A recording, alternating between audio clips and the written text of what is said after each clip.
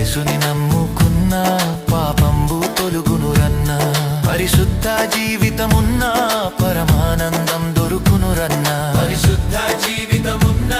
పరమానందం దొరుకునురన్న ఈ లోకం మనది కాదు మనతోటి ఏమీ రాదు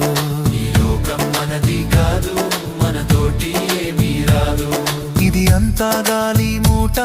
ఇది మనసున బట్టని మాట ఇది అంతా గాలి మూట ఇది మనసున బట్టని మాట